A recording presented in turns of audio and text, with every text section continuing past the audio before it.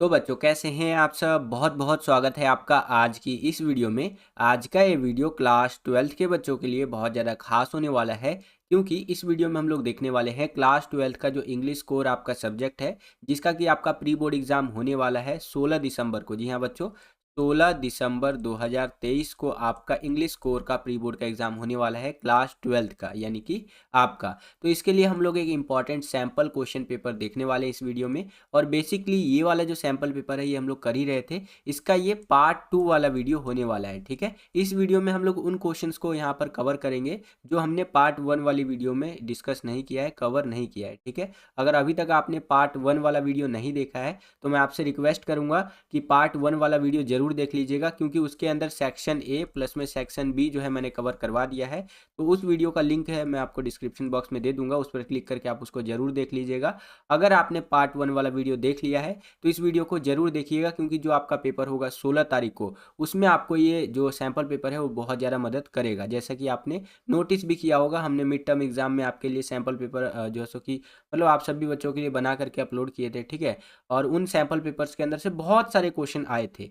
और यहाँ पर मैं आपको विश्वास के साथ कहना चाहूँगा कि जो अभी आपका पेपर होने वाला है, प्री बोर्ड एग्जाम जो होने वाला है, उसके अंदर भी बहुत सारे ऐसे क्वेश्चन हैं जो डिट्टो रिपीट होकर के आएंगे, जो हमने आपको यहाँ पर मतलब ये जो सैंपल पेपर करवा रहा हूँ और इसके अलावा जो सैंपल पेपर करवाऊंगा, इन सभी सैंपल पेपर में से क्वेश्चन बहुत सारे ऐसे होने वाले हैं जो बिल्कुल डिट्टो रिपीट होकर के आएंगे। ठीक है, तो इन पेपर्स की तैयारी जरूर करके जाइएगा। आपका प्री बोर्ड में तो मदद करेगा ही करेगा, साथ ही साथ जो आपका मेन एग्जाम होने वाला है, यानी कि बोर्ड एग्जाम होने वाला है अगले साल, उसमें भी आपको बहुत ज़्यादा मदद करेगा बच्चों। ठीक है, तो चलिए वीडियो को शुरू करते हैं। तो क्लास 12th है, हमारा सब्जेक्ट है इंग्लिश कोर और इसका सब्जेक्ट कोड रहेगा 301। ठीक है, इंग्लिश का पेपर होगा आपका 3 घंटे का। मैक्सिमम मार्क्स जो आपके रहने वाले हैं वो 80 रहने वाले हैं, यानी कि 80 नंबर का आपका पेपर होगा भैया। ठीक है, नीचे चले तो यहाँ पर आपको जनरल इंस्ट्रक्शंस दी गई है। वीडियो पॉज करके अगर आप रीड करना चाहते हैं तो रीड कर सकते हैं। मैंने पार्ट 1 वाली वीडियो में बहुत अच्छी तरीके से आपको एक्सप्लेन कर दिया है बच्चों। ठीक है,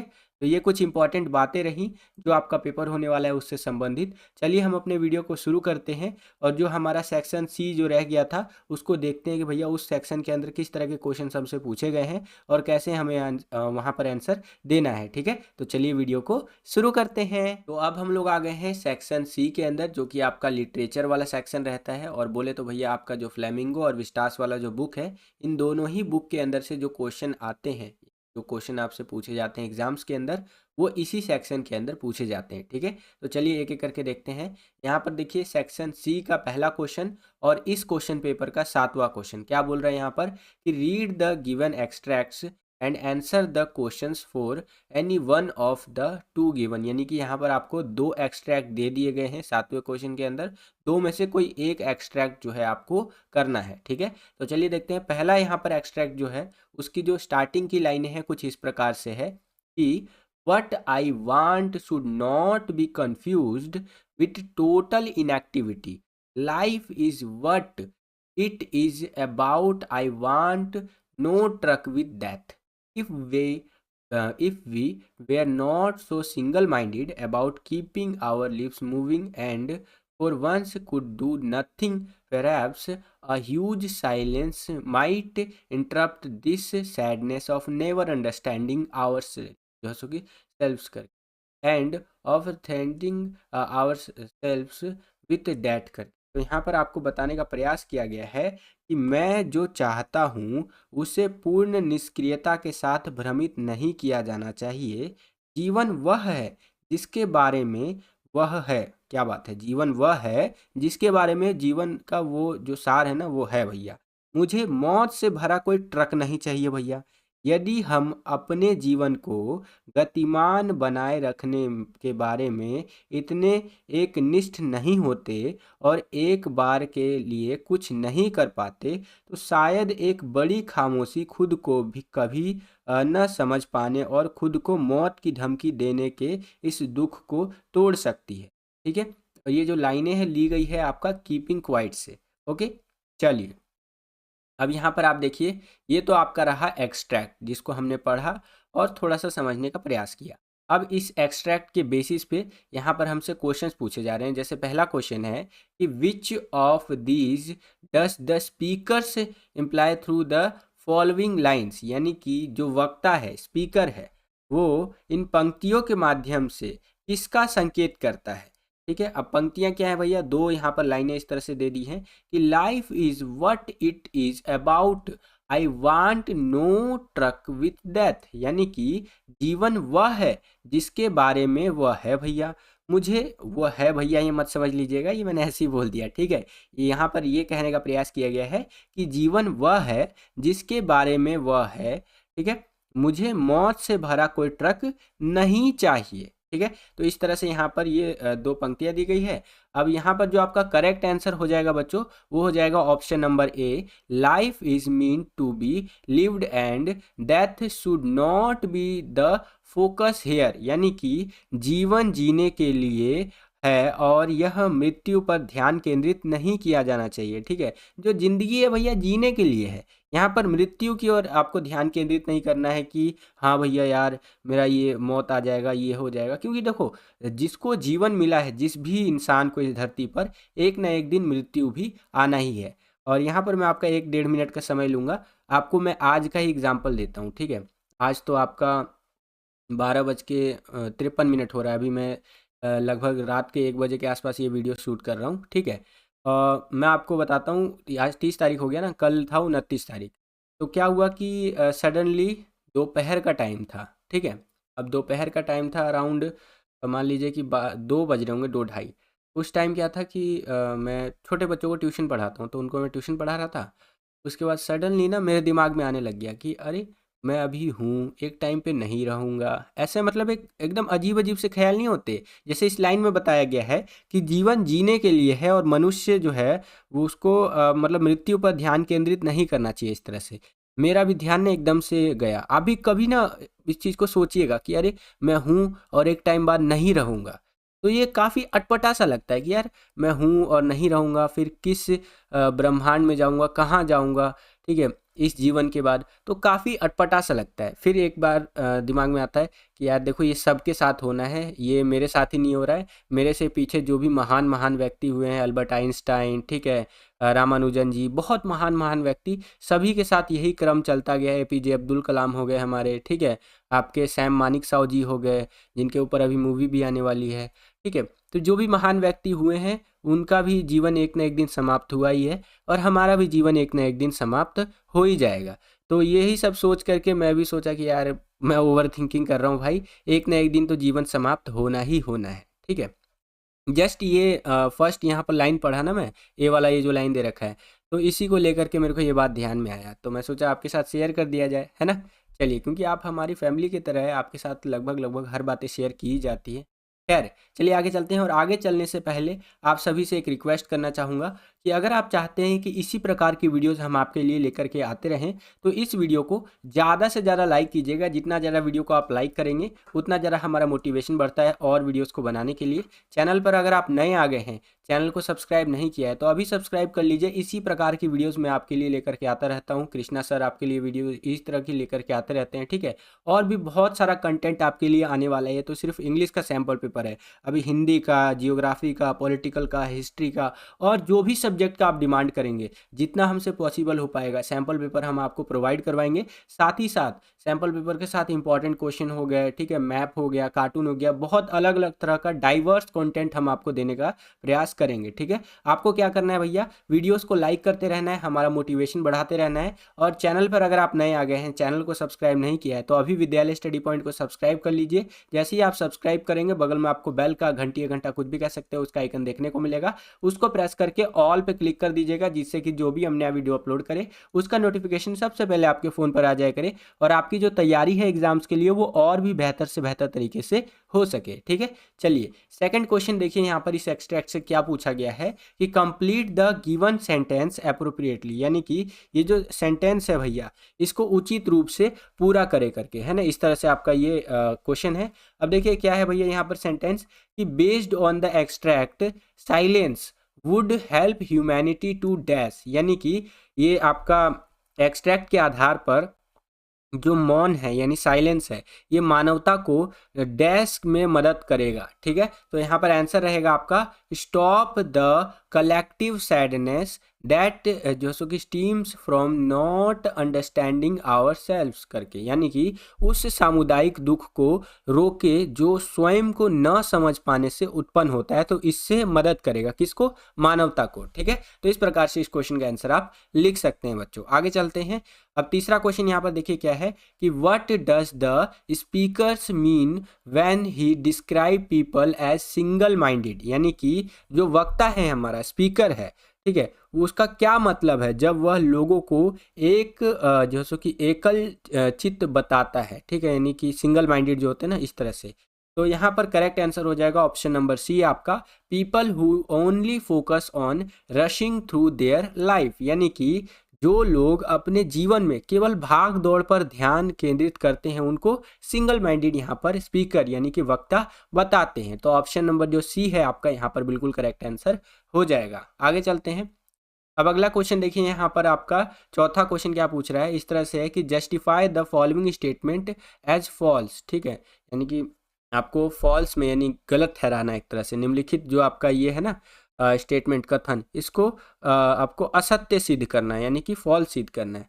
ठीक है, तो क्या है भैया, in the given extract the speaker is ordering readers to do certain actions, यानी कि ये जो आपका एक्सट्रैक्ट दिया गया है इसके अंदर जो स्पीकर है, वक्ता है, वो रीडर लोगों का, रीडर मतलब जो पढ़ने वाले पाठक लोग हैं, उनको कुछ कार्य करने का आदेश दे रहा है। ठीक है, तो यहाँ पर आप आंसर लिखेंगे the statement is false because the speaker is giving suggestions will जो सो कि presenting his theory about how silence can help humanity, यानी कि यह कथन गलत है भैया, क्योंकि वक्ता जो है ना अपना सिद्धांत प्रस्तुत करते हुए सुझाव दे रहा है कि मौन मानव की कैसे मदद कर सकता है।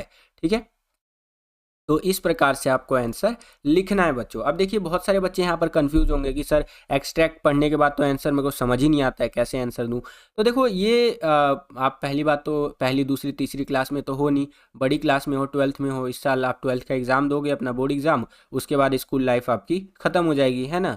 तो बड़ी क्लासेस से एक्सपेक्ट किया जाता है कि वो अपना दिमाग ज़्यादा लगाएंगे। ठीक है, क्योंकि छोटी क्लासेस में तो इस तरह से आते नहीं है क्वेश्चन। अब एक्सट्रैक्ट वाले क्वेश्चन में क्या होता है ना, थोड़ा बहुत हिंट आपको देखने को मिल जाएगा। यहाँ पर जो ये 3-4 लाइनें 5 लाइनें दी हुई होती है एक्सट्रैक्ट के अंदर, उसके आगे आपको अपना खुद का दिमाग लगाना होता है। तो इसके लिए तो मैं आपको यही सजेस्ट करूँगा कि अगर इन क्वेश्चंस को आपको करने में परेशानी होती है तो यूट्यूब पर ज़्यादा से ज़्यादा समरी देखिए। ठीक है, इस तरह के क्वेश्चंस के वीडियोस देखिए यूट्यूब पे, जिससे कि आपको जब आपका पेपर होगा तो उसमें करने में आपको बहुत ज़्यादा आसानी होगा इस तरह के क्वेश्चंस। ठीक है, चलिए आगे चलते हैं। और वीडियो लाइक नहीं किया तो लाइक भी कर दीजिए, हमारा मोटिवेशन जो है धरती से चांद और चांद से मंगल पे पहुंचाइए यार, वीडियो को लाइक करके। ठीक है, चलिए आगे चलते हैं। ओके, तो अब हम लोग आ गए हैं 5वें क्वेश्चन के अंदर। यहाँ पर देखिए क्या पूछा गया है हमसे कि based on the extract how do you think the speakers feels about humanity, answer in 1 sentence, यानी कि ये जो एक्सट्रैक्ट है इसको आपको मतलब ध्यान में रखते हुए बताना है कि आपको क्या लगता है कि जो स्पीकर है, वक्ता है, वो मानव के बारे में कैसा महसूस करता है। ठीक है, एक वाक्य में उत्तर देना है। तो इस तरह से आप लिख सकते हैं इन concern about cares for humanity, यानी कि मानवता की चिंता और परवाह है उसको। ठीक है, या फिर वांट्स बेटर फॉर ह्यूमैनिटी, यानी कि मानवता के लिए बेहतरी चाहता है करके, है ना। तो इस तरह से आप यहाँ पर एक वाक्य में यानी 1 सेंटेंस में आंसर लिख सकते हैं। ओके, चलिए नेक्स्ट क्वेश्चन यहाँ पर देखिए हमारा क्या है कि observe how the lines in the poem break off at certain words, give one reason why the poet has structured the lines in this manner, यानी कि देखें कि कविता की पंक्तियां कुछ शब्दों पर कैसे टूटती हैं। एक कारण बताइए कि कवि ने पंक्तियों की संरचना इस प्रकार से क्यों की है। जो कवि है हमारा यहाँ पर उसने जो पोएम लिखने वाला इस तरह से कवि है भैया, तो उसने ये जो संरचना बनाई है कविता की वो इस प्रकार से क्यों की है, वो आपको बताना है। तो यहाँ पर आंसर इस तरह से रहेगा आपका, the poet wants readers to pause on certain words so that his message is highlighted, देखिए कितना अच्छा बात बोला है, यानी कि कवि चाहता है कि जो रीडर लोग हैं, जो पाठक है, वो कुछ शब्दों पर रुके ताकि उसका संदेश उजागर हो सके। जो मैसेज देना चाहता है, जो संदेश देना चाहता है, वो हाईलाइट हो सके। कुछ शब्दों पर रीडर को रुकना चाहिए, ठीक है। तो इस तरह से करके यहाँ पर आप आंसर लिख सकते हैं। आशा करता हूँ कि ये क्वेश्चन आपको समझ में आया होगा बच्चों। आगे चलते हैं। इसी क्वेश्चन में आपको एक अथवा एक चॉइस दे दिया है, यानी कि अगर आपको ऊपर वाला क्वेश्चन नहीं आता है तो नीचे वाला क्वेश्चन आप अटेंड कर सकते हैं। इसके अथवा में, इसके चॉइस में देखिए क्या क्वेश्चन है। यहाँ पर भी आपको एक एक्सट्रैक्ट दे दिया है, और ये आपका जो एक्सट्रैक्ट है और रोड साइड स्टैंड से लिया गया है, ठीक है। वीडियो को पॉज करके इन लाइनों को पढ़ सकते हैं। जो एक्सट्रैक्ट की लाइनें हैं, एक दो लाइनें मैं आपको पढ़ के बता देता हूँ। जैसे it is in the news that all these pitiful kine are to be bought out and mercifully gathered in to live in जैसो कि विलेजेस करके। तो यहाँ पर बताया गया है कि यह खबर में है कि इन सभी दयनीय रिश्तेदारों को खरीद लिया जाएगा और दयापूर्ण गांव में रहने के लिए इकट्ठा किया जाएगा। तो इस तरह से आपका ये रोड साइड स्टैंड से ये एक्सट्रैक्ट लिया गया है। अब यहाँ पर देखिए क्वेश्चन क्या पूछा गया है, ठीक है। तो पहला क्वेश्चन देखिए क्या है कि what is the tone of the poet in the above lines, यानी कि उपरोक्त पंक्तियों के अंदर ये जो लाइन है हमारी, इसमें कवि का स्वर कैसा है, टोन कैसा है, ठीक है। तो भैया कवि का जो स्वर है भैया आपका, वो यहाँ पर आपका क्या है, सरकास्टिक है, ठीक है। तो ये आपका थर्ड वाला ऑप्शन करेक्ट हो जाएगा। इस हिसाब से आपका ऑप्शन नंबर जो डी है, ये बिल्कुल करेक्ट आंसर यहाँ पर हो जाएगा बच्चों। और अगर अभी तक आप यहाँ पर वीडियो देख रहे हैं, ठीक है, यहाँ तक आपने वीडियो देख लिया है, तो एक लाइक तो बनता है, ठीक है। लाइक के साथ साथ आप क्या कर सकते हैं, शेयर कर सकते हैं, ठीक है। ज़्यादा से ज़्यादा अपने दोस्तों में शेयर कर सकते हैं हमारी वीडियो को, जिससे कि ज़्यादा से ज़्यादा हमारी रीच बढ़ेगी और भी बच्चे जो है इन सैम्पल पेपर की वीडियोस का फ़ायदा ले सकेंगे और अपनी परीक्षाओं में अच्छे जो अंक है वो प्राप्त कर सकेंगे। और आपको धन्यवाद ही देंगे कि धन्यवाद भाई, तूने जो मेरे को वीडियो का लिंक भेजा था उससे मेरे एग्ज़ाम्स में बहुत ज़्यादा हेल्प हुई, है ना। तो ब्लेसिंग्स लेनी चाहिए, तो आप भी ब्लेसिंग्स लीजिए और अपने दोस्तों वोस्तों को भेजिए यार, वीडियो है कि नहीं। चलिए आगे चलते हैं। ब्लेसिंग से मेरा मतलब है वही, आपको एक तरह से आशीर्वाद ही देगा ना आपका दोस्त वालों की, अरे चलो भैया ये मेरा एकदम खासम खास दोस्त है, ये हमको यहाँ भिजवा दिया, ये वीडियो का लिंक हमको दे दिया है व्हाट्सअप पे, है ना, व्हाट्सअप पे। खैर चलिए, यहाँ पर सेकंड क्वेश्चन है, identify the phrase from the extract that suggest the following. No one bothers to take, ठीक है, bothers to take their consistent consent before pausing the promise of a better life their way, यानी कि इस extract के आधार पर वाक्यांश को पहचाने जो निम्नलिखित का सुझाव देते हैं। कोई भी बेहतर जीवन के वादे को अपने रास्ते पर आगे बढ़ाने से पहले उनकी सहमति लेने की जहमत नहीं उठाता है। तो यहाँ पर आंसर होगा इन्फोर्सिंग बेनिफिट्स करके, यानी कि लाभ लागू करना, ठीक है। इस तरह से ये आंसर आपका होगा। नेक्स्ट क्वेश्चन देखिए यहाँ पर क्या है कि what quality of the villagers can be inferred through these lines, यानी कि इन पंक्तियों से ग्रामीणों के किस गुण का अनुमान लगाया जा सकता है। तो आपका गुलिबल यानी कि जो भोलापन है, ठीक है, उसका अनुमान यहाँ पर लगाया जा सकता है इन लाइनों की, इन पंक्तियों की मदद से, ठीक है। तो यहाँ पर ऑप्शन नंबर जो ए है ये हमारा बिल्कुल करेक्ट आंसर हो जाएगा बच्चों। आगे चलते हैं।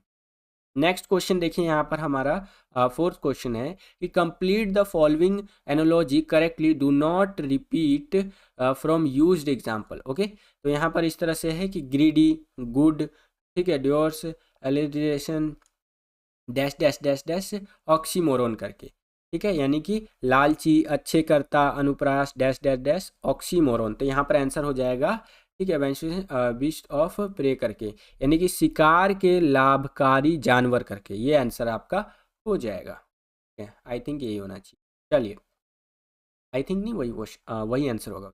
नेक्स्ट क्वेश्चन देखिए, on the basis of the extract choose the correct option with reference to first and second given below, ठीक है, यानी कि ये जो एक्सट्रैक्ट है इसके आधार पर नीचे 1 और 2 के संदर्भ में सही विकल्प चुनना है आपको, ठीक है। दो यहाँ पर इस तरह से लाइनें दी गई है। पहला, द सिटी डॉलर, जैसे कि डॉलर्स, डॉलर और डॉलर्स में काफ़ी सिमिलरिटी लग रहा है, ठीक है, DW, हाँ ठीक है यही होगा, make promise for the betterment of the villagers करके, यानी कि शहरवासी होते हैं। जैसे हम लोग है दिल्ली, मुंबई, चेन्नई, कोलकाता आदि में रहते हैं, ठीक है। मैं तो दिल्ली में रहता हूँ भाई, ठीक है। शहरवासी गांव वालों की भलाई के वादे करते हैं, बिल्कुल करते हैं भाई। दूसरा यहाँ पर देखिए क्या दे रखा है, द सिटी डॉलर्स हैव जैसे कि अल्टरनेटिव्स मोटिव्स करके, है ना। यानी कि शहरवासियों के कुछ गुप्त उद्देश्य होते हैं भाई, गुप्त उद्देश्य तो होते हैं, है ना। चलिए यहाँ पर करेक्ट आंसर हो जाएगा सी वाला, two is the reason for first करके, यानी कि दो जो है आपका एक का कारण है। ओके, चलिए अगला क्वेश्चन देखिए, फिल इन द ब्लैंक्स वाला है। Calculated to sued them out of their wits implies that them are being dash. तो यानी कि यहाँ पर इस तरह से है कि बुद्धि से शांति करने के लिए गणना की गई का अर्थ है कि उन्हें डैश किया जा रहा है। तो यहाँ पर आप कुछ भी लिख सकते हैं, जैसे मैनिपुलेटेड है या फिर फूल्ड है या फिर शब्द है, यानी कि बरगलाया गया है, मूर्ख बनाया गया है, धोखा दिया गया है, ठीक है। तो इन तीनों में से कोई भी आप लिख सकते हैं बच्चों। ओके, चलिए अब हम लोग 8वें क्वेश्चन में आ गए हैं। ये भी आपका एक्सट्रैक्ट वाला क्वेश्चन है। यहाँ पर भी आपको कोई एक क्वेश्चन अटेंड करना है, 2 एक्सट्रैक्ट आपको यहाँ पर दिए गए हैं बच्चों। ओके, चलिए तो यहाँ पर जो ये एक्सट्रैक्ट है आपका, ये memories of childhood the cutting of my long hair, यानी कि आपका जो बचपन की यादें हैं, मेरे लंबे बाल काटना, इससे यहाँ पर ये एक्सट्रैक्ट लिया गया, एक्सट्रैक्ट की लाइनें, ठीक है। वीडियो पॉज करके आप पूरा का पूरा रीड कर सकते हैं। पहला क्वेश्चन देखिए बच्चों, यहाँ पर क्या पूछा गया हमसे कि which of these can be inferred from the extract, यानी कि इनमें से किसका अनुमान एक्सट्रैक्ट से लगाया जा सकता है। तो ऑप्शन नंबर जो ए है बच्चों आपका, the speakers did not understand और स्पीक इंग्लिश, इसका अनुमान, ठीक है। ऑप्शन नंबर ए आपका हो जाएगा, यानी कि वक्ता को अंग्रेजी समझ नहीं आती है और ना ही वो बोल सकते, ठीक है। तो ये आपका करेक्ट आंसर हो जाएगा बच्चों। नेक्स्ट क्वेश्चन देखिए यहाँ पर क्या पूछा गया हमसे कि how was the speakers feeling by the time the third bell जो कि rang, why did she feel this way, यानी कि तीसरी घंटी बजते वक्त कह सकते हैं आप, वक्ता को कैसा महसूस हो रहा था, उसे ऐसा क्यों महसूस हो रहा था, ठीक है। एक तो भैया उसको महसूस कैसा हो रहा था और उसको महसूस ऐसा हो क्यों रहा था, है ना। काफ़ी कंफ्यूजिंग क्वेश्चन है, ठीक है, कि भैया तीसरी घंटी बज रही है और वक्ता को कैसा महसूस हो रहा है उसको, और जो उसको महसूस हो रहा है वैसा महसूस भी क्यों हो रहा है, ठीक है। तो आंसर कुछ इस प्रकार से रहेगा कि the speakers started crying because she felt confused and out of place, वक्ता रोने लगी क्योंकि वह भ्रमित और अपनी जगह से बाहर महसूस कर रही थी, ठीक है। तो ये आपका करेक्ट आंसर हो जाएगा बच्चों। नेक्स्ट क्वेश्चन देखिए यहाँ पर क्या है कि complete the given sentence appropriately, the speakers compare her experience of eating to do that of a trial because, यानी कि दिए गए जो वाक्य है उसको उचित रूप से पूरा कीजिए, यानी कंप्लीट करना है आपको। वक्ता जो है खाने के अपने अनुभव की तुलना परीक्षण के अनुभव से करती है, क्योंकि यहाँ पर आंसर होगा आपका she was being watched and judged through out, यानी कि पूरे समय उस पर जो है कि नज़र रखी जा रही थी और उसका मूल्यांकन किया जा रहा था। ये आपका करेक्ट आंसर यहाँ पर हो जाएगा बच्चों। नेक्स्ट क्वेश्चन देखिए यहाँ पर क्या पूछा गया है कि based on the extract what would it mean to the speakers if her long hair was cut, यानी कि इस एक्सट्रैक्ट के आधार पर वक्ता के लिए उसके लंबे बाल होने का क्या मतलब होगा, ठीक है। काटने के यानी कट के संदर्भ में आपको बताना है। तो it would mean a loss of her cultural identity, it would bring her shame, यानी कि इसका मतलब उसकी सांस्कृतिक पहचान को नुकसान होगा, साथ ही साथ इससे उसे शर्मिंदगी उठानी पड़ेगी। तो ये इसका करेक्ट आंसर हो जाएगा बच्चों। ओके, अब इसी क्वेश्चन में आपको एक अथवा एक चॉइस दे दिया, यहाँ पर आप देख सकते हैं, यानी कि अगर आपको ऊपर वाला क्वेश्चन नहीं आता है तो नीचे वाला ये जो क्वेश्चन है इसको आप अटेंड कर सकते हैं बच्चों, ठीक है। इसके चॉइस में भी आपको यहाँ पर एक एक्सट्रैक्ट दे दिया गया है, और ये जो एक्सट्रैक्ट है बच्चों आपका journey to the end of the earth से लिया गया है। यहाँ पर आप देख सकते हैं, वीडियो को पॉज करके पूरा का पूरा रीड भी कर सकते हैं बच्चों, ठीक है। चलिए अब इसी के बेसिस पे देखिए पहला क्वेश्चन यहाँ पर क्या पूछा गया हमसे कि which of the following would not be a life changing experience, यानी कि निम्नलिखित में से कौन सा जीवन बदलने वाला अनुभव नहीं होगा, लाइफ चेंजिंग एक्सपीरियंस नहीं है। Being given the lead role in a play, यानी कि किसी नाटक में मुख्य भूमिका यानी मुख्य किरदार अगर आप निभाते हैं, ठीक है, या आपको दिया जाता है, तो ये आपका लाइफ चेंजिंग एक्सपीरियंस हो सकता है। मान लीजिए कि आपको एक डॉक्टर का किरदार एक नाटक में दिया गया, ठीक है, आप डॉक्टर नहीं बनना चाहते थे, लेकिन डॉक्टर का किरदार आपको दिया गया एक नाटक के अंदर, एक एक्टिंग के अंदर, ठीक है, आपने उस किरदार को बहुत अच्छे ढंग से निभाया, तो आपको पता चलेगा कि हाँ, डॉक्टर वाकई में डॉक्टर लोगों को भगवान जो है बोला जाता है। तो हो सकता है आपके मन में एक इच्छा जगे कि हाँ, मुझे भी डॉक्टर बनना है, तो ये तो एक लाइफ चेंजिंग एक्सपीरियंस जो है हो सकता है। Going on an adventure trip, यानी कि एक उत्साह से भरे हुए, ठीक है, साहसिक यात्रा पर जा रहे हैं आप, एडवेंचरस ट्रिप पे जा रहे हैं, जैसे कि पैराग्लाइडिंग कर रहे हैं आप, ठीक है, या फिर रिवर राफ्टिंग कर रहे हैं, तो ये भी आपका लाइफ चेंजिंग एक्सपीरियंस हो सकता है, ठीक है। Meeting a great leader you admire, यानी कि किसी महान नेता से मिलना, जो मतलब जिसको आप एडमायर करते हो एक तरह से, है ना, तो ये भी आपके लिए एक लाइफ चेंजिंग एक्सपीरियंस हो सकता है कि कैसे आप और सक्सेसफुल बन सकते हैं अपनी लाइफ में। लेकिन जो थर्ड में यानी सी में बताया गया है कि प्लेइंग अ वीडियो गेम, यानी कि एक केवल एक वीडियो गेम खेलना लाइफ चेंजिंग एक्सपीरियंस नहीं हो सकता है, ठीक है। तो ऑप्शन नंबर जो सी है हमारा यहाँ पर बिल्कुल करेक्ट आंसर हो जाएगा बच्चों। ओके, चलिए नेक्स्ट क्वेश्चन देखिए, यहाँ पर हमारा सेकंड क्वेश्चन है कि complete the sentence appropriately with the reference to the extract, यानी कि इस एक्सट्रैक्ट के रेफरेंस लेते हुए, संदर्भ लेते हुए वाक्य को उचित रूप से पूरा करना है आपको, ठीक है। यहाँ पर वाक्य क्या है हमारा कि the writer refers to the educational opportunities as inspiring because, तो ये कुछ इस प्रकार से बोल रहा है कि लेखक शैक्षणिक अवसरों को प्रेरणादायक के रूप में संदर्भित करता है, क्योंकि यानी एजुकेशनल अपॉर्चुनिटीज़ को एक इंस्पायरिंग कह लीजिए उसके में यहाँ पर बताया जा रहा है, ठीक है। तो ऐसा क्यों है? क्योंकि these educational opportunities would motivate them to work towards the good of the planet करके, ठीक है। इसके आगे की लाइनें भी आप लिख सकते हैं, यानी कि ये शैक्षणिक अवसर जो है उन्हें ग्रह की भलाई के लिए काम करने के लिए प्रेरित करेंगे, ठीक है। तो ये आपका यहाँ पर करेक्ट आंसर हो जाएगा बच्चों। आगे चलते हैं, अगला क्वेश्चन देखिए, select the most suitable title for the given extract, यानी जो एक्सट्रैक्ट हमने अभी पढ़ा बच्चों, इसके लिए आपको एक मोस्ट सुटेबल टाइटल देना है। तो ये दिया जा सकता है जैसे एडवेंचर विद द मिशन, यानी कि एक मिशन के साथ साहसिक कार्य, ठीक है। ऑप्शन नंबर ए आपका यहाँ पर बिल्कुल करेक्ट आंसर हो जाएगा। नेक्स्ट क्वेश्चन देखिए, why does the writer refer to act as more important than absorb और लर्न, यानी कि लेखक कार्य को अवशोषित या सीखने से अधिक महत्वपूर्ण क्यों बताता है? जो कार्य है आपका वो कह लीजिए सीखने से ज़्यादा इंपॉर्टेंट है, इस तरह से, है ना। Because having the right knowledge और inclination understanding it's is just half the job done,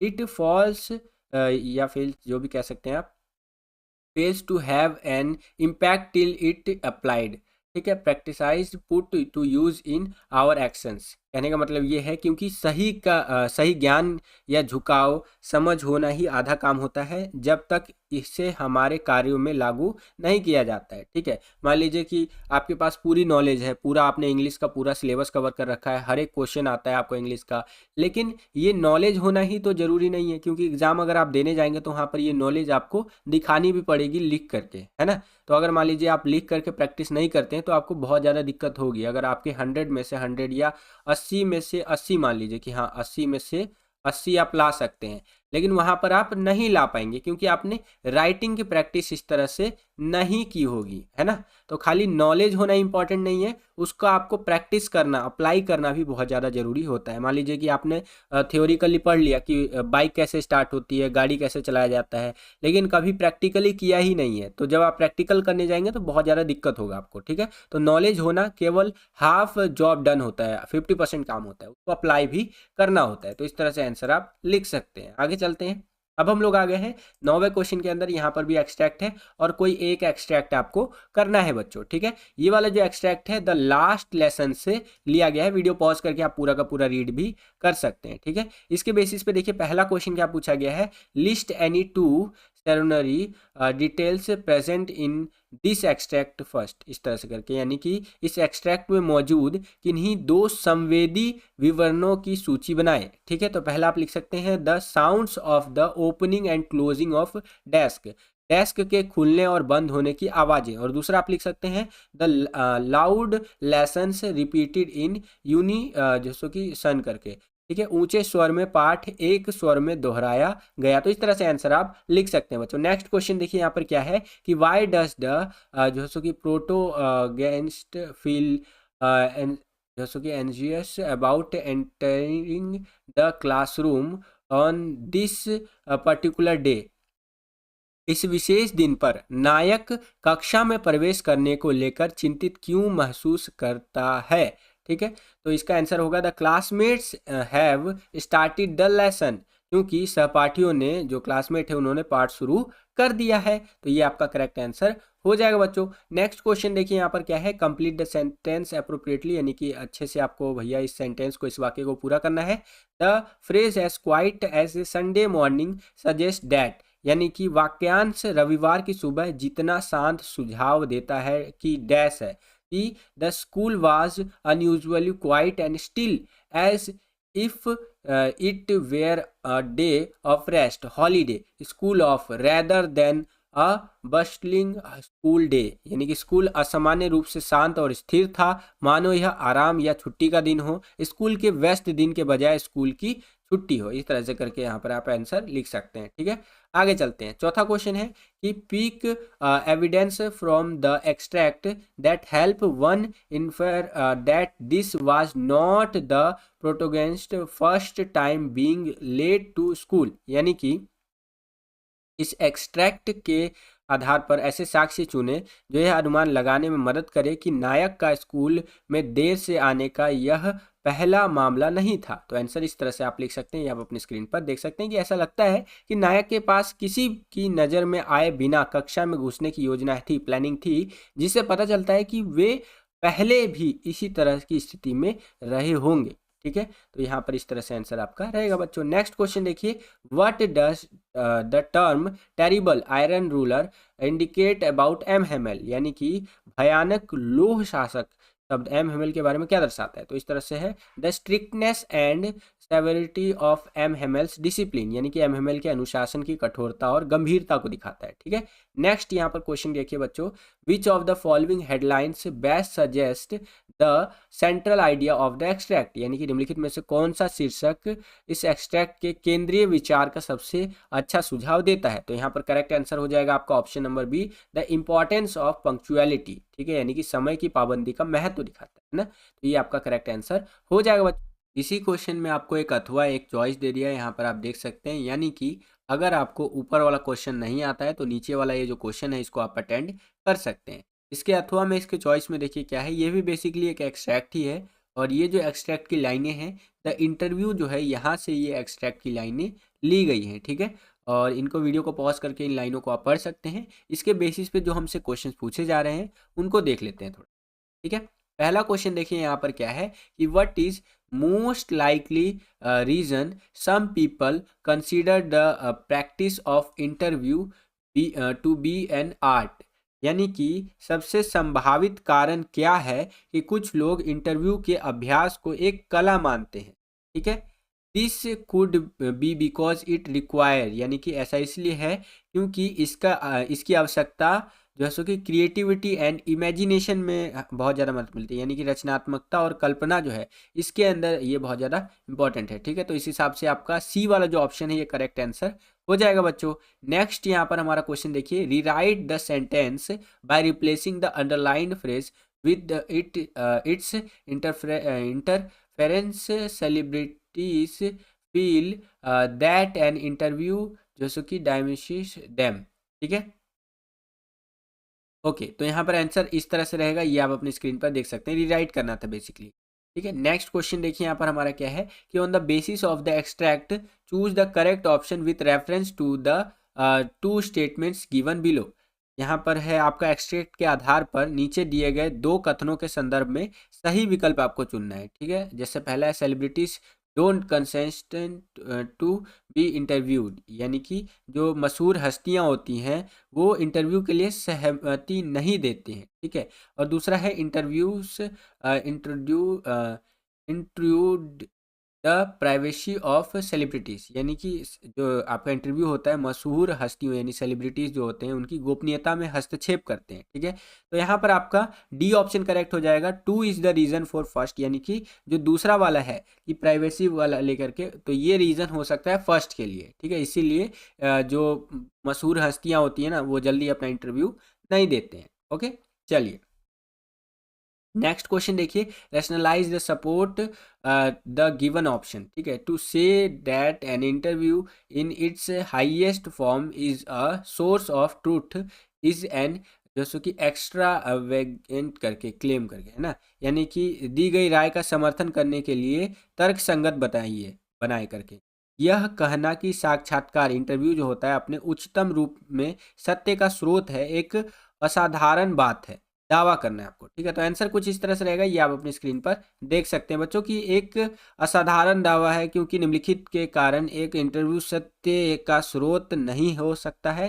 साक्षात्कार जो है सो कि सीक्रेट्स हो सकता है, या लोग गलत बयान दे सकते हैं, या कुछ प्रश्न अनुचित रह सकते हैं। इस तरह से करके आप आंसर लिख सकते हैं बच्चों। ओके, पांचवा क्वेश्चन देखिए बच्चों, यहाँ पर क्या है, वही replace the underline word with its जो है सो कि एंटोनिम फ्रॉम द एक्सट्रैक्ट, आपको रिप्लेस करना है ये अंडरलाइन वर्ड को। सपोर्टर्स का यहाँ पर आ जाएगा विक्टम्स, यानी कि जो आप कह सकते हैं समर्थक होते हैं ना, तो यहाँ पर आ जाएगा पीडिट। ओके, तो इस तरह से आंसर यहाँ पर हमारा कंप्लीट हो जाएगा बच्चों। नेक्स्ट क्वेश्चन देखिए, यहाँ पर क्या है, छठा क्वेश्चन कि the author's view on interview in the extract can best be described as statement based on dash, यानी कि जो आपका एक्सट्रैक्ट है इसके अंदर जो आपका इंटरव्यू पर लेखक के विचारों को डैश पर आधारित कथनों के रूप में सर्वोत्तम रूप से वर्णित किया जा सकता है। तो यहाँ पर करेक्ट आंसर हो जाएगा फैक्ट्स, यानी कि तथ्यों के आधार पर, है ना। तो ये आपका करेक्ट आंसर हो जाएगा बच्चों। आगे चलते हैं, अब हम लोग आ गए हैं 10वें क्वेश्चन के अंदर। यहाँ पर बोला गया है आंसर एनी 5 जो सो कि following in about 40 to 50 words each. तो आपको कोई 5 क्वेश्चन का आंसर देना है। टोटल 6 क्वेश्चन यहाँ पर आपसे पूछे जाएंगे और एक क्वेश्चन 2 नंबर कैरी करेगा। अगर आप पांचों क्वेश्चन के आंसर सही दे देते हैं तो 10 नंबर आपको मिल जाएंगे 10वें क्वेश्चन के अंदर, ठीक है।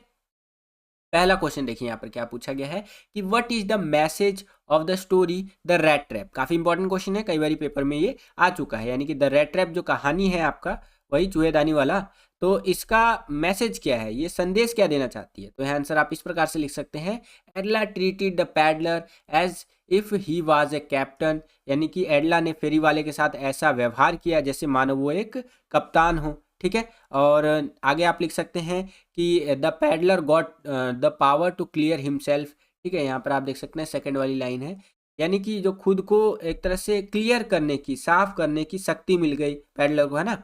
और love message, love and kindness are powerful reformers, यानी कि ये जो संदेश देता है, ये मैसेज देता है स्टोरी रेड ट्रैप वाला, संदेश प्रेम दया शक्ति सुधारक का देता है, ठीक है।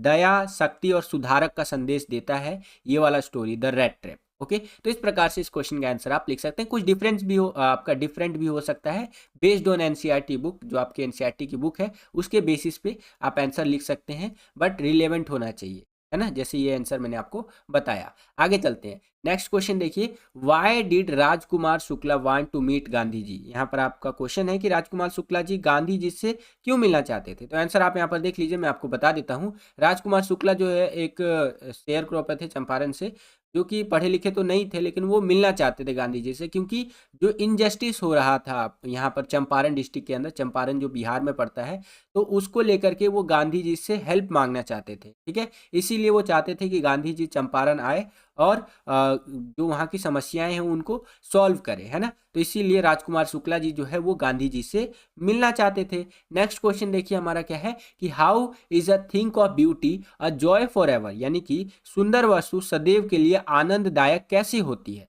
ठीक है। A thing of beauty is eternal, its beauty increases with the time and it always give pleasure to the beholder, ठीक है। इट गिव्स एवर लास्टिंग, जो है सुंदरता की चीज शाश्वत होती है, समय के साथ इसकी जो खूबसूरती है वो बढ़ती जाती है और यह देखने वाले को हमेशा आनंद देती है, ये शाश्वत आनंद देती है। ओके, इस तरह से आप आंसर लिख सकते हैं बच्चों। आगे चलते हैं, नेक्स्ट क्वेश्चन देखिए बच्चों, यहाँ पर क्या है, चौथा क्वेश्चन कि why does Derry go back to mister Lamb in the end, यानी कि जो डेरी है वो मिस्टर लैम के पास वापस क्यों जाता है, ठीक है, लास्ट में एंड में। Actually Mr. Lamb has taught Derry the most important lesson of life. He advised him not to care about the comments made by others. He now no longer care about his burned face or looks. He is more जो कि concerned what he thinks and feels, what he wants to hear and see. He returned to mister lamb, यानी कि दरअसल mister lamb ने dairy को जीवन का सबसे महत्वपूर्ण सबक सिखाया था, ठीक है, सबसे इंपॉर्टेंट लेसन सिखाया था। वह उसे दूसरों के द्वारा जो कमेंट किया जाता था ना उसके ऊपर, तू ऐसा है वैसा है, ठीक है, उसको लेकर के काफ़ी इंपॉर्टेंट चीज़ बताई कि इससे कोई आपको फ़र्क नहीं पड़ना चाहिए। अब उसे अपने जले हुए चेहरे या दिखावे की कोई परवाह नहीं है। वह इस बात से अधिक चिंतित है कि वह क्या सोचता है और क्या महसूस करता है, वह क्या सुनना और देखना चाहता है। वह स्त्री लैम्ब के पास लौट आता है ना। तो इस तरह से आंसर आप लिख सकते हैं बच्चों। नेक्स्ट क्वेश्चन देखिए क्या है कि why did mister Lamb keep the door of his home open, यानी कि मिस्टर लैम जो है अपने घर का दरवाज़ा क्यों खोला रखा है, इस तरह से है ना। तो यहाँ पर आप देख लीजिए इस तरह से है, मैं आपको बता देता हूँ, क्योंकि जो लैम्ब है उसको सिक्के के दूसरे पहलू के रूप में पेश किया गया है जो एकांत प्रिय और कोकुल वाले डेरी के बिल्कुल विपरीत है, ठीक है। जो लैम्ब है अपनी शारीरिक दुर्बलता के बावजूद खुले व्यक्ति है, एक तरह से है ना, एक उभरते हुए व्यक्ति थे। उसके बहुत सारे दोस्त थे, हालांकि उनका शरीर ऐसा था लेकिन फिर भी बहुत सारे दोस्त थे। वह सभी के प्रति स्वागत करने वाले रवैये को अपनाते थे, हर हर एक को वेलकम करते थे। उनके खुले व्यक्तित्व का प्रतिनिधित्व उनके घर के खुले दरवाजों और पर्दे रहित खिड़कियां करती है कि भाई वो कितने खुले दिल के आदमी है ना। तो उसी चीज़ को रेफर करता है कि उनका जो घर का विंडो वगैरह है, खिड़कियां हैं, वो खुली हुई है, दरवाजे खुले हुए, पर्दे वर्दे नहीं है ना। तो उनके खुले दिल के व्यक्तित्व को, इस तरह से खुलेपन को दिखाने के लिए इन चीज़ों को यहाँ पर दिखाया गया। तो इस तरह से आंसर आप लिख सकते हैं। नेक्स्ट क्वेश्चन देखिए, यहाँ पर छठा क्वेश्चन क्या पूछा गया है, did the peddler respect the confidence respond, ठीक है, इन हिम बाय द क्रॉफ्टर, यानी कि जो फेरी वाला था उसने क्रॉफ्टर द्वारा उस पर जताए गए विश्वास का सम्मान किया, नहीं किया। No, the peddler did not respect the confidence respond in him by the crofter, he broke his trust, यानी उसने उसका भरोसा तोड़ा और अगली सुबह उसने जो सो कि 30 क्रोन्स लिए। The evil in him force him to do so, यानी कि उसके अंदर की जो बुराई थी, शैतान था उसके अंदर का, एक तरह से शैतानी दिमाग कह लीजिए, उसने उसको ये चीज़ करने के लिए मजबूर किया। तो इस तरह से आंसर आप लिख सकते हैं बच्चों, ठीक है। नेक्स्ट अब हम लोग आ गए हैं 11वें क्वेश्चन के अंदर। यहाँ पर है answer any two of the following in about 40 to 50 word each, ठीक है। 2 क्वेश्चन का आंसर देना है और 4 नंबर का टोटल 11वां क्वेश्चन है, तो एक क्वेश्चन 2 नंबर का रहेगा, ठीक है। अगर दोनों क्वेश्चन के आंसर आप करेक्ट दे देते हैं तो 4 नंबर आपको मिल जाएगा। चलिए 11वें के पहले में देखिए क्या है, if you were given a chance to choose an end of for the story on the face of it, what would be that, यानी कि यदि आपको on the face of it कहानी का अंत चुनने का मौका दिया जाता है तो वह क्या होगा। तो इस तरह से आप लिख सकते हैं happy end of the story. कोई भी स्टोरी का एंडिंग अगर आप सोचेंगे तो हैप्पी एंडिंग ही सोचेंगे, है ना, बुरा तो एंडिंग सोचेंगे नहीं। ये तो हमारे बचपन से ही दिमाग में आता गया है कि भैया कोई भी मूवी होता है, कोई स्टोरी होता है तो उसका एंडिंग हैप्पी ही होता है। ओके, तो happy end of the story, Derry save mister Lamb to his handicap and both become good friends, यानी कि डेरी ने मिस्टर लैम को उसकी विकलांगता से बचाया और दोनों अच्छे दोस्त बन जाते हैं। ओके, आगे चलते हैं। नेक्स्ट क्वेश्चन देखिए यहाँ पर क्या दिखाया गया है, ठीक है। नेक्स्ट क्वेश्चन है कि why is Rajkumar Shukla described as firm, यानी कि राजकुमार शुक्ला को दृढ़ निश्चयी क्यों बताया जाता है। तो आंसर इस तरह से रहेगा, Rajkumar Shukla is an indigo drive from the Champaran Bihar, he want Gandhi ji assistance to injustice carried out on driving farmers, यानी राजकुमार शुक्ला जो है एक इंडिगो ड्राइव थे, ठीक है, वहाँ के कह लीजिए एक तरह से किसान मान ले सकते हैं आप, ठीक है, जो कि चंपारण बिहार से बिलोंग करते थे। चंपारण एक डिस्ट्रिक्ट है, एक जिला है बिहार के अंदर, ठीक है, बिहार राज्य के अंदर। और वो गांधी जी से मिलना चाहते थे क्योंकि वो उनके असिस्टेंट चाहते थे, है ना, जिससे कि क्या हो सके कि जो भी प्रॉब्लम चल रही है वो वहाँ पर उसको ख़त्म किया जा सके, ठीक है। और वो मना भी लेते हैं लास्ट में गांधी जी को कि वो विजिट करें चंपारण के अंदर। तो इसीलिए उनको दृढ़ निश्चयी बताया गया है। हालांकि गांधी जी काफ़ी बिजी थे अपने सेशंस के अंदर और कामों के अंदर, लेकिन फिर भी वो उन्हें मना लेते हैं, ठीक है। और गांधी जी चंपारण का दौरा कराने में, मतलब वो गांधी जी को चंपारण का जो दौरा है वो कराने में राजकुमार शुक्ला जी वो सफल हो जाते हैं, इसीलिए उनको यहाँ पर दृढ़ निश्चयी बताया गया है, ठीक है, डिस्क्राइब किया गया है as a firm. Okay, next question देखिए, how did we know that doctor Sadao was जो कि continuous as well as loyal, continuous as well as loyal करके है। द एनिमी जो चैप्टर है यहाँ से ये किया गया, यानी हमें कैसे जानने की होगा कि डॉक्टर सदाव कर्तव्यनिष्ठ होने के साथ साथ वफादार भी थे। तो आंसर इस तरह से रहेगा, यहाँ पर आप देख सकते हैं ये अपने पेशे के प्रति सच्चे कर्तव्यनिष्ठ थे, घायल सैनिक की देखभाल की और उसकी जान बचाई उन्होंने, जनरल को कैदी के बारे में सूचना किया, सूचित किया कि हत्या की और योजना पर सहमति व्यक्त की, वफादार अपने देश के प्रति थे। तो इस तरह से आप आंसर लिख सकते हैं, लॉयल टू हिज कंट्री, है ना, ये आप आंसर लिख सकते हैं। आगे चलते हैं, अब हम लोग आ गए हैं 12वें क्वेश्चन के अंदर। यहाँ पर कोई एक क्वेश्चन का आंसर देना है 120 टू 150 वर्ड्स के अंदर, तो 5 नंबर का आपका क्वेश्चन होगा, 12वां क्वेश्चन। और यहाँ पर क्वेश्चन है, द एक्चुअल पेन और inconvenience cause by a physical जो कि impairment is often much less than the scene of isolation felt by the person with disabilities. How can we help and support them?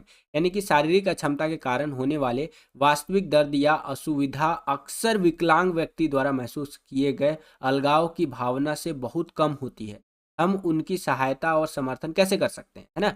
तो ये आप इस तरह से लिख सकते हैं, यहाँ पर मैं दिखा देता हूँ आपको, है ना, कि हमें उनके मतलब गंदे कमेंट वगैरह नहीं करने चाहिए, उनका सपोर्ट करना चाहिए।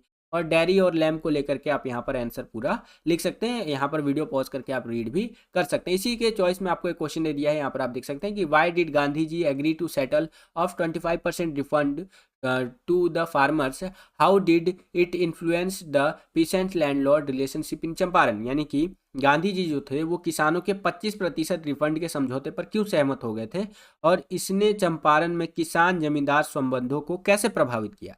तो इसका आंसर आप कुछ इस प्रकार से लिख सकते हैं, कई सारी चीज़ें हैं, जैसे लैंडलॉर्ड फोर्स द इंडियन, जैसे कि यहाँ पर पीसेंस आएगा, to plant 15% of their holding with indigo as surrender the entire indigo harvest as rent. यानी कि वो चाहते थे कि भैया 15% हिस्से पे आप नील की खेती करें और नील की पूरा फसल जो है किराए के रूप में सौंपने के लिए मजबूर किया जाता था उनको, है ना। जो है सो कि जर्मनी डेवलप कर लेता है सिंथेटिक इंडिगो, जैसे कृत्रिम नील जैसे ही यहाँ पर डेवलप हो जाता है, वैसे ही लैंडलॉर्ड वांट टू जो सो कि डिसॉल्व द एग्रीमेंट, जो जमींदार है वो इस समझौते को खत्म करना चाहते थे क्योंकि यहाँ पर सिंथेटिक इंडिगो बन चुका था। अब ask the peasants for compensation to release them from this agreement, यानी कि किसानों को इस व्यवसाय से मुक्त करने के लिए मुआवजे की मांग की उन्होंने, ठीक है। Gandhi ji fought their case, यानी गांधी जी मुकदमा लड़ा उन्होंने, ठीक है। कलेक्टेड एविडेंस, उन्होंने एविडेंस कलेक्ट किया। Landlord were asked to repay, जो लैंडलॉर्ड थे उन्होंने दोबारा रीपे के लिए बोला, इस तरह से। गांधी जी आज 50% रीपेमेंट, गांधी जी ने 50% पुनर्भुगतान के लिए कहा, ठीक है। और द लैंडलॉर्ड ऑफर टू पे ओनली 25%, ये जो वहाँ पर जमींदार थे वो 25% भुगतान की पेशकश की उन्होंने, है ना।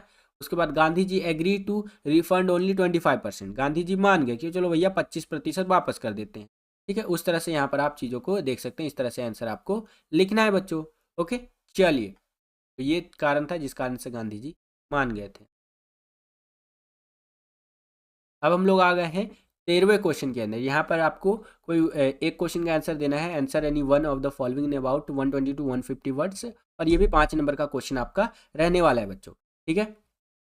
तो 13वें क्वेश्चन के अंदर हमारा यहाँ पर क्वेश्चन पूछा गया है, compare and contrast the characters of mister Lamb and Derry. यानी कि आपको मिस्टर लैम और डेरी का जो चरित्र था, कैरेक्टर है, उसकी तुलना करनी है। तो बेसिकली उनके बारे में आपको बता देना है, जैसे both mister Lamb and Derry suffer from problem, यानी कि दोनों ही समस्याओं से पीड़ित थे। Mister Lamb had a tin leg when the Derry has burn face, यानी कि जो मिस्टर लैम थे उनके पास टीन लैग था और डेरी के पास जला हुआ चेहरा था।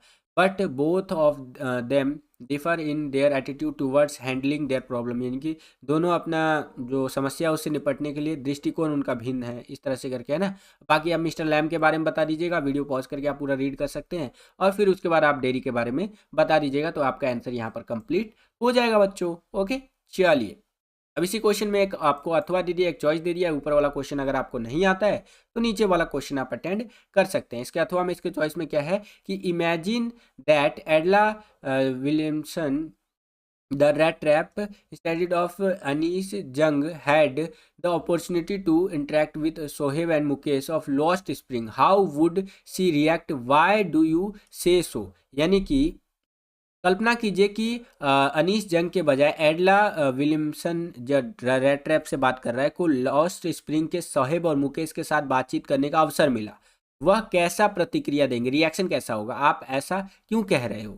ठीक है, तो यहाँ पर आंसर आप कुछ इस प्रकार से लिख सकते हैं, जैसे एडला विलियमसन का दयालु स्वभाव होगा, वह उनकी स्थिति के प्रति सहानुभूति और चिंता की भावना महसूस करेगी, है ना। एडला ने चूहेदानी बेचने वाले के लिए दयालु और सहानुभूति दिखाई, इसी तरह वह साहेब और मुकेश को उनके जीवन को बेहतर बनाने में मदद करने की इच्छा और समझ के साथ प्रतिक्रिया दे सकती है कि भैया कैसे आप अपना लाइफ को बेटर बना सकते हैं, है ना।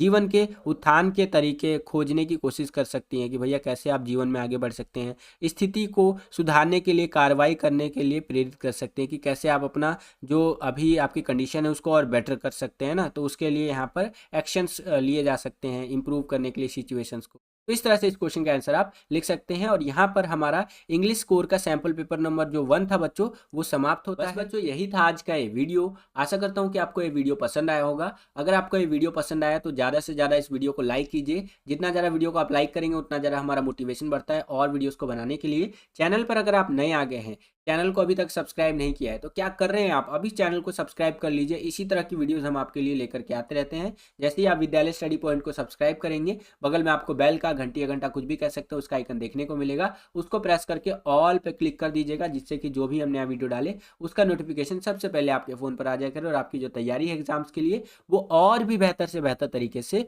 हो सके। आज के लिए इतना ही बच्चों, मिलता हूँ आपसे अगली और एक्साइटिंग वीडियो में। तब तक के लिए खुश रहिए, खुश रखिए सभी को। जय हिंद, वंदे मातरम।